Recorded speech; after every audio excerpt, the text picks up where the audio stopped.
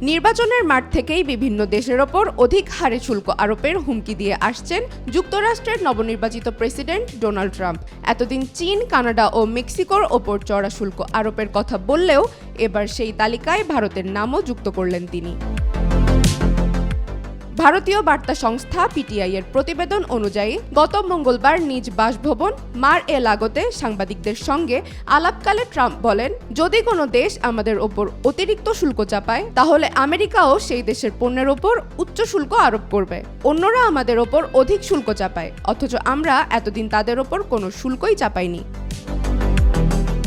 এ প্রসঙ্গে ভারত ও ব্রাজিলের নাম উল্লেখ করেন ট্রাম্প এবং দাবি করেন এই দুই দেশ মার্কিন পণ্যের ওপর অত্যধিক শুল্ক আরোপ করে। ট্রাম্প বলেন, ভারত ও ব্রাজিল সেই কয়েকটি দেশের মধ্যে রয়েছে যারা নির্দিষ্ট মার্কিন পণ্যের ওপর উচ্চ শুল্ক আরোপ করে।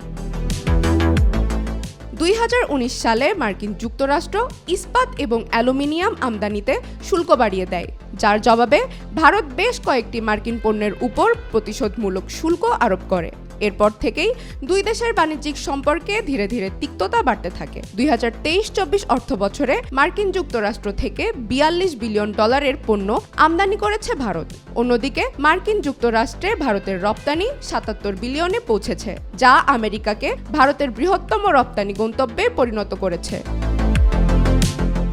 এখনও প্রেসিডেন্ট হিসেবে আনুষ্ঠানিকভাবে দায়িত্ব গ্রহণ করেননি ট্রাম্প। আগামী 20 জানুয়ারি তার শপথ গ্রহণের দিন। তবে শপথ নেওয়ার আগেই ট্রাম্পের এমন হুমকি দুশ্চিন্তায় ফেলে দিয়েছে ভারতকে।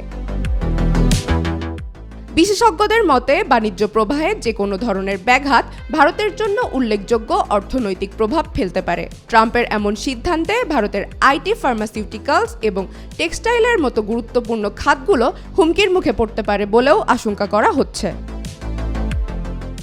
চন্দ্রিকা মজুমদার, আজকাল।